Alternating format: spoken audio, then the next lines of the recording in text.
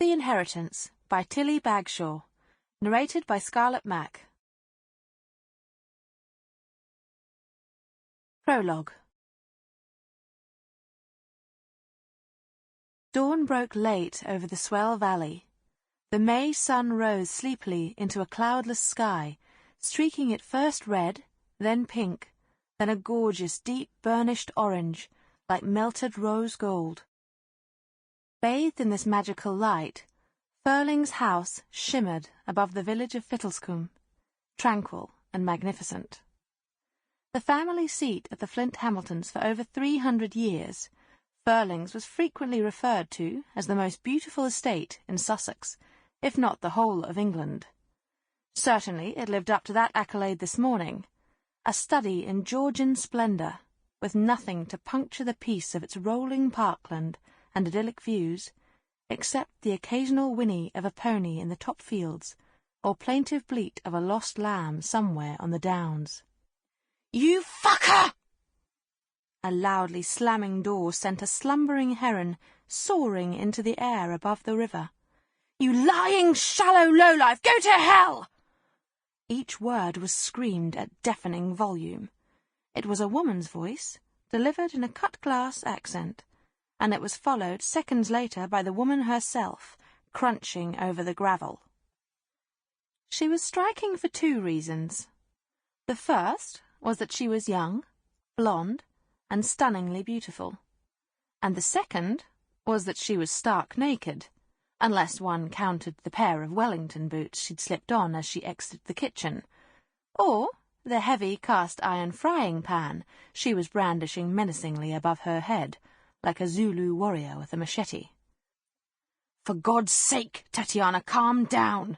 You'll wake up half the village." Her intended victim, a much older man with dishevelled salt-and-pepper hair, was half running, half limping towards his car. Barefoot, he'd only managed to partially dress himself before the Amazon had beaten him out of doors. In an unbuttoned evening shirt, with his suit trousers slipping repeatedly towards his knees, he cut a pathetic, cowering figure. Only the keenest of political observers would have recognised him as Sir Malcolm Turnbull, Secretary of State for Trade and Industry, married father of 3 and tireless champion of family values.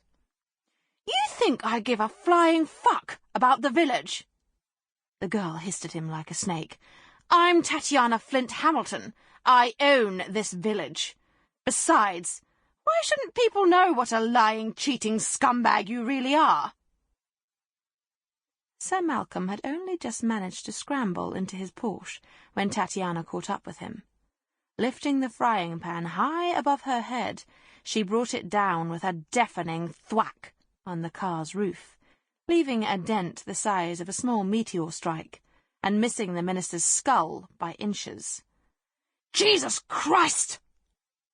Shaking, Sir Malcolm rammed the key into the ignition and turned it, but the bloody thing was jammed. "Have you lost your mind?" he stammered.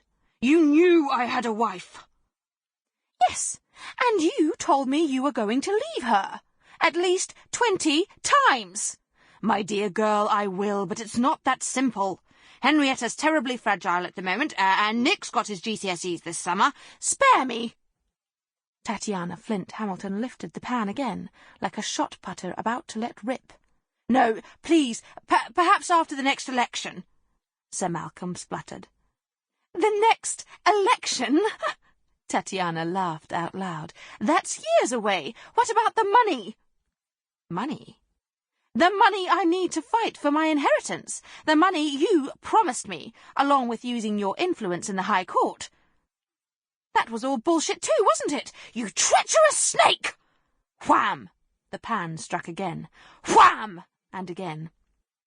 At last, the Porsche's engine roared into life, and the panicked minister sped away.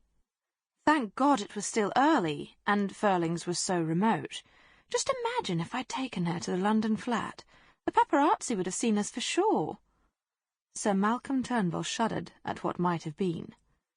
Tatiana Flint-Hamilton was an incredibly beautiful, sexy girl. Sample complete. Ready to continue?